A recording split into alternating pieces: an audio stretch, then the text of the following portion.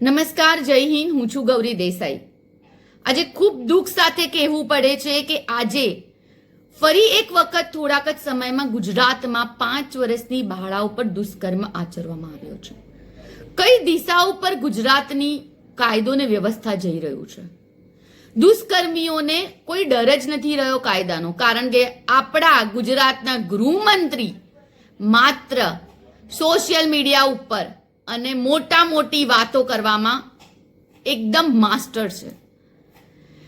ગુજરાતમાં રાજકોટમાં 5 વર્ષની બાળા ઉપર દુષ્કર્મ થયો, એને ગુપ્તાંગ અંગ પર સળિયો નાખી દેવામાં આવ્યો. આજે ગાંધીનગરમાં 5 વર્ષની બાળા ઉપર દુષ્કર્મ આચરવામાં આવ્યો છે. અરે 5 વર્ષની બાળકી, જેને આપણે દેવીનું સ્વરૂપ ગણીએ છીએ, 5 વર્ષની બાળા ઉપર આવો દુષ્કર્મ થયો.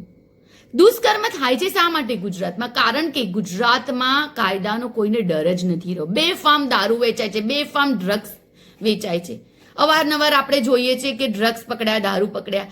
કાયદો વ્યવસ્થા માત્ર આજે ગુજરાતમાં કાગળ પર જ રહી ગયા છે. તો એના રખેવાલ ગૃહમંત્રી શ્રી, આજે આ વિડીયોના માધ્યમથી હું ગુજરાતના ગૃહમંત્રી શ્રી હર્ષ સંઘવીને કહેવા માંગુ છું કે તમે ગુજરાતમાં અસક્ષમ રહ્યા છે મહિલાઓને, બાળકીઓને સુરક્ષા આપવામાં, તો તમે ખુરશી ખાલી કરો ને રાજીનામું આપી દો.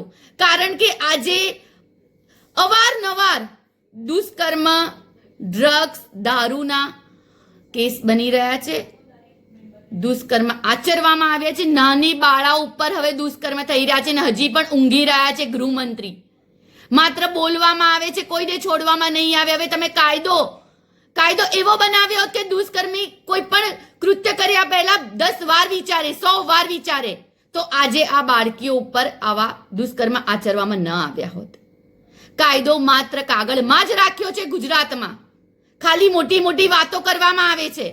તો નથી જોઈતી આવી સરકાર, નથી જોઈતા આવા ગૃહમંત્રી જે માત્ર વાતો કરે, મહિલાઓને સુરક્ષા ના આપી શકે.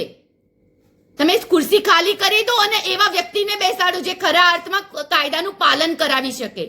અને આવા આરોપીઓને, આવા દુષ્કર્મીઓને ઊંઘમાં પણ ડર લાગે એવો કાયદો બનાવો.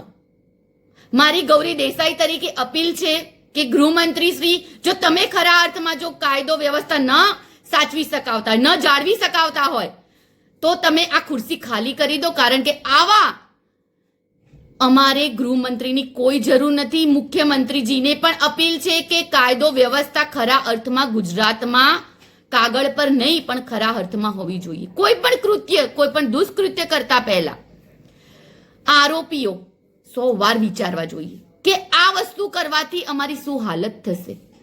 માત્ર બોલવાથી નહીં, પણ આ દેખાઈ રહ્યું છે કે ગુજરાતમાં કાયદો અને વ્યવસ્થા કેવી છે અને કેટલા પ્રમાણની છે.